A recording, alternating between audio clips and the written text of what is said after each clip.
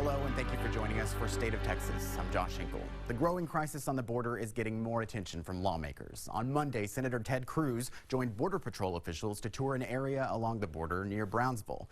Officials say the triple-digit heat along with rough terrain can make it deadly for migrants, particularly children. Senator Cruz put the blame on Democrats. The fault of that is the U.S. Congress, because we have told the traffickers, the human traffickers, we've told the drug traffickers, if you bring a child, that child is essentially a get-out-of-jail-free card. Also on Monday, members of the Congressional Hispanic Caucus traveled to the El Paso area. They visited facilities housing detained migrants after reports of overcrowding and unsanitary conditions for mothers and children. Representative Joaquin Castro put the blame on Republicans. These are the conditions that have been created by the Trump administration. These are the inhumane conditions that folks are facing. A few state lawmakers joined the members of Congress to see inside the facilities. One of them was Round Rock Representative James Tallarico. Thank you for joining us. Yeah, thanks for having me. Tell me about what you saw inside. What really struck you? Yeah, so we toured two facilities, one in El Paso, one of their Border Patrol stations, and then one in Clint. The El Paso facility mainly houses immediate family units, mom, dad, and a child, and also single females. The Clint facility houses children, anywhere from 15 months old to 18 years old. We toured both, and I think I was struck by the conditions that these folks were being held in. I saw, 7 to 8 women held in a single jail-like cell that wasn't much bigger than this little studio area we're in right now. All they were given were government supplied thin blue sleeping bags. Hard concrete floor, no furniture. So when I first walked in, I looked at one of the security monitors and saw kind of these things strewn around the floor, and I realized they were human beings that were being held in these tiny rooms. The standard I use is, would I allow my child, my parent, my grandparent to be held in one of these facilities? And the answer after my visit was a resounding no.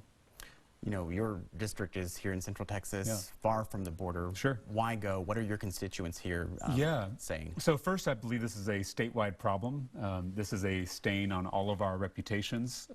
It really, I think, violates a lot of the values we have as Texans. And so I decided to go because it's a statewide problem. And frankly, my constituents asked me to do something about this. They may not have families directly, tied to this situation, but they still believe in keeping families together and not abusing children. We have decent folks who live in Central Texas and Williamson County, and they want their lawmakers and their leaders to do something about this crisis. This tour, all of the lawmakers were Democrats. Sure. In Texas, if you want to get anything done, you have to have Republican support. Have you or any of your fellow Democrats, been reaching across the aisle? What have you been hearing from the other side? Yeah, so I have talked to some of my Republican colleagues who have expressed concern about this. Obviously, we need more than just concern. We need moral outrage. We need immediate, clear, decisive action from our lawmakers at the federal level and the state level. I mean, when children are being abused and neglected and families are being torn apart in our name as Texans, we have to do something about it quickly and decisively. So part of going to the tour was investigating and seeing with our own eyes what was occurring. Now I think we have some decisions to make at the state capitol about how are we spending close to $1 billion every year on border security when these Border Patrol agents told us firsthand they didn't have the resources, basic logistical items that would help make this situation better for them and for the folks that are being held. State lawmakers are, obviously out of the legislative session right now and don't return to the Capitol until 2021 unless there's a special session called. What do you want to do right now? Yeah, I mean, we're going to have, my colleagues are holding hearings at the state capitol in a couple weeks to start gathering information. Groups like the Mexican American Legislative Caucus have already been leading on this issue since last year when this occurred over the summer.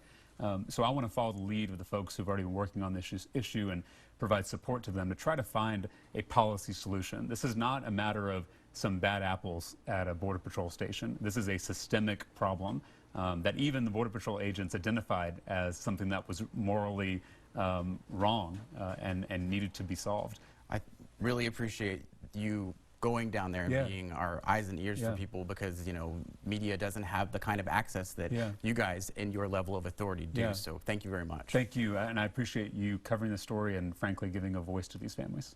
Thanks for being here. Yeah, thank you. The situation at the border hits particularly close to home for one state lawmaker. The federal government really has created a problem that has then left these border communities like my communities to deal with a giant mess. She represents the district where the controversial detention facility is housed. What she's doing to make a difference. As a physician, this is about medical use of a portion of a cannabis plant. Lawmakers let more Texans legally use medical cannabis oil. We hear from a senator who played a key role in making it happen. Passes are Concern about the detention center in Clint hits very close to home for one lawmaker. Mary Gonzales is from Clint and represents the district in the Texas House. I spoke with Representative Gonzales via Skype. We talked about her perspective on the migrants in her district and what she thinks needs to happen next. You joined the tour of the facility in Clint, holding detained migrants. What did you see inside? What really struck you? I saw a mess and a failure of our system.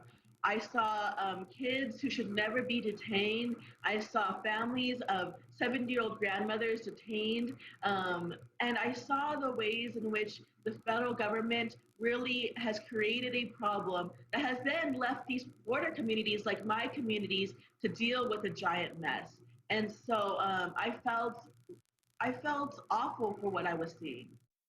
You represent the district there, the facilities in your hometown. What are you hearing from the people you represent? To be honest, I'm hearing exhaustion. You have to realize that my district has been at the forefront of this issue for over a year. While everybody is re-engaged in the child separation, family separation, child detention issue now, a year ago, Tornillo Tent City was put also in my district, where there were thousands of children in tents for months. This is not something that is new to my district, but we're exhausted of it because my district is a rural farming community full of the most humble and loving and compassionate people. And this is not what we want our community to be known for, but that's what we are known for. I saw on your Twitter feed one woman kind of called you out along with some other lawmakers, basically saying tweeting and writing letters isn't enough, that you need to do something. How did you respond to her? You know, it is hard in this moment to know what to do, right? Because again, as I've been living this for a whole year, we've done letters and we've done visits and we've done protests and we've done press conferences and we've done committee hearings.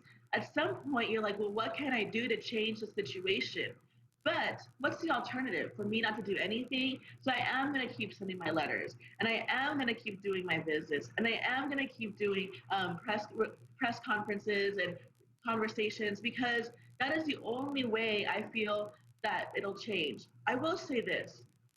When people got engaged in Tornillo, that's when the Tornillo Tent City closed. Enough people on both sides of the aisle got outraged that there was enough pressure for the federal government to change and move the Tornillo Tent City. Now I'm hoping that with what people see now, that there's a failure of policy, that they'll be re-engaged and put pressure on the federal government to change these policies. We do not have to have kids in detention. Do you think state lawmakers should be more involved? Should the governor call for a special session? Should there be more funding? Anything like that that can be done on a state level right now? Considering this is a humanitarian crisis, I think all of us should be involved, whether you're elected or not. All of us should care about the humanity of our country. And so, yes, do I think that state lawmakers should be involved? There are still things we can do, right? For example, the state of Texas just sent 1,000 Texas Guard troops. Well, I've been trying to ask questions. How are we using those Guard troops? Because there is a humanitarian way to use those troops. Like, for example, making beds for the kids so the kids aren't sleeping on cots, or building better facilities, or helping even when we went to the Border Patrol station, they said, we even need help making all the food, right? There's ways to take care of the kids. Thank you very much for touring the facility and being our eyes and ears on the ground this week, and thank you for being with us today. Thank you so much for asking the questions. I hope that everybody's paying attention to this. The Affordable Care Act faces a new challenge, and it started in Texas. Why this one is different from previous cases that failed. A bill to ban local governments from funding Planned Parenthood will soon be law. I do not count abortions at all as health care. It was one of the most divisive debates in the Texas legislature. Now we hear from the woman who led the fight. Before this session, Texas had tight restrictions on medical cannabis oil. Patients could only use it to treat certain types of epilepsy, but lawmakers changed those rules. Now it's legally available for people with autism, multiple sclerosis, even certain cancers. Senator Donna Campbell is a doctor, and she played a key role in getting that bill through. Politics reporter Wes Rappaport sat down with Campbell to talk about legislation she passed and how it affects Texans. Your legislation throughout this session covered a wide range of issues. I mean, from annexation to Alzheimer's, you really had the kind of ran the gamut there. Tell me about some of the bills that passed and what changes Texans can expect from what you worked on. One that was very important is license reciprocity for our military families. I mean, San Antonio, we've got is Military City, USA. A lot of our military coming from other states, their wife or husband, they're not able to work right away because they have to go through burdensome regulations and bureaucratic regulations in order to get licensed. So that bill allows them to re-enter the workforce now in Texas quicker. So we got rid of a lot of red tape. Last session, my bill in special session, we changed forced annexation, but it only fit counties greater than 500,000. This time we were able to expand it, and now every county will get to vote before a city can annex in an extraterritorial jurisdiction. So that was great. We expanded medical cannabis oil. Previously it was used just for chronic epilepsy, and now we expanded it to seizures in general, terminal cancer, autism, spasticity, multiple sclerosis, and ALS. We know we've got enough data and anecdotal data that we think that will be very helpful. So we expanded it so more patients will be able to use that. Were you surprised at how the legislature responded to these attempts to expand that? No. It was clear. I made it clear. This is not an expansion or a step toward legalizing marijuana. As a physician, this is about medical use of a portion of the cannabis plant, CBD oil, with low THC. We had everybody on board with that. Let me ask you about Senate Bill 22. Yes. Tell me what you intended to do, and was the outcome what you were gunning for? Yes. Let me start with the last question. Was the outcome what I was intending? Yes. SB 22 stops local government, local taxpayer dollars from going to abortion providers. Perfect example of what I was wanting to stop. Now, you can't go back and retro contracts, but Austin leases a building to Planned Parenthood, which is an abortion provider, for $1 a year for 20 years and can redo the contract after 20 years. It's been going since the 90s. Who else gets that kind of a deal? That's not right for taxpayer dollars to go when there's taxpayers that don't want their dollars to go to abortion providers. So the intent of the bill was to stop that. That's what it does, and I'm happy that it passed. Opponents of this bill have said that Planned Parenthood does more than provide abortions, that Planned Parenthood provides other health care services, and so by pinching them in this way, that you're limiting access to these other services. What's your response? One, all the dollars are fungible. So where they save at one spot, that allows their dollars to go for abortions somewhere else. They can get taxpayer dollars if they stop abortions. So I do not count abortions at all as health care. We've got many clinics, many providers across the state that do women's health, and they don't do abortions. So Planned Parenthood, if they want to join in and continue doing women's health services and stop doing abortions, they would be like all the other healthcare facilities. How would you grade this session? A+, supreme. What needs to be worked on again next time? What we've put in place, we need to make sure it's sustainable. And so our economy needs to stay strong. And it needs to stay strong because Texas is a unique state, the best state in the nation. We've got to work together because there's not another Texas to move to. Senator Campbell served on the Education Committee and the Finance Committee, key roles in the two priority issues of the session, school finance and property tax reform. A new battle in the fight to end Obamacare, and Texas is leading the way. This lawsuit is an existential threat to Obamacare. This is not the first time Texas has sued over this law. Lawyers are set to argue the latest legal challenge to the health care law. We turn to our panel for perspective on what's at stake in the case. Next week, a federal court will hear arguments in a lawsuit to overturn the Affordable Care Act. Texas is leading a group of 20 states suing the federal government. Texas Attorney General Ken Paxton said he believes the health care law is unconstitutional. The case will be heard by a 3-judge panel of the Fifth Circuit Court of Appeals. 2 of those judges were appointed by Republicans. Jennifer Elrod was appointed by George W. Bush. President Trump appointed Kurt Engelhardt to the court. Carolyn King was appointed to the court by Jimmy Carter. Arguments begin on July 9th. For perspective, we turn to our panel. Emma Platoff is the Justice and Politics reporter for the Texas Tribune, and Lauren McGaughy covers politics for the Dallas Morning News. Welcome. Thanks for having us. So, we've seen challenges to Obamacare go all the way to the Supreme Court and fail before, but what's different this time? Well, the biggest difference from my perspective is who's on each side of this fight. In the past, when there have been challenges to Obamacare, we've had the federal government really fighting hard to keep this signature law that was passed during President Barack Obama's administration. Now we have the Trump administration not fighting for it anymore. And instead, the people on either side of the fight are conservative states like Texas versus liberal states like California fighting over whether this law will stand. So the players are very different, and that makes the arguments different. What does this mean for Obamacare going forward? I mean, who does it cover now under, this kind of up in the air system, I guess?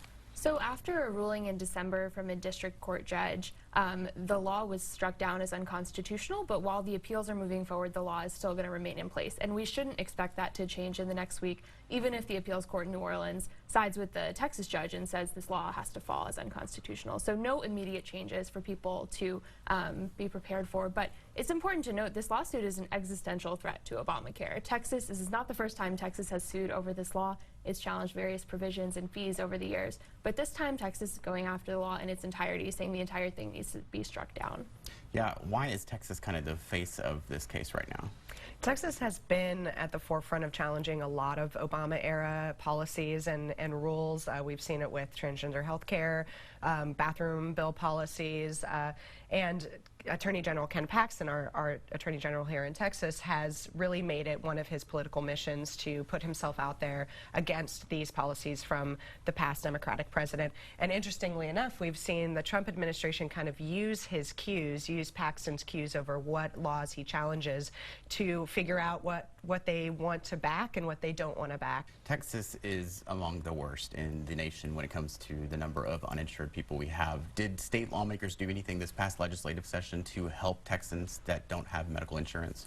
This was a session that really had little room for anything other than school finance and property tax reform. We saw some kind of piecemeal measures, but it's fair to say there is not a sweeping Obamacare replacement plan already in place in case this law does fall.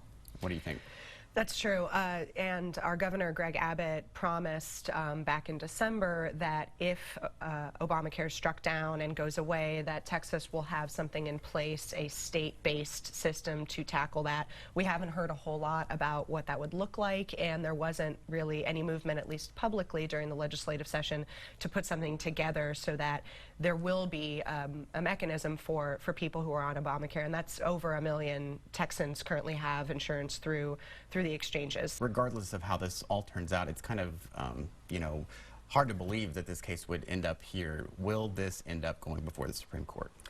It's safe to say that whoever loses at the next stage at the appeals court will appeal, but the Supreme Court doesn't have to hear everything. If they're satisfied with how it turns out at the appeals court, they may just leave the result be.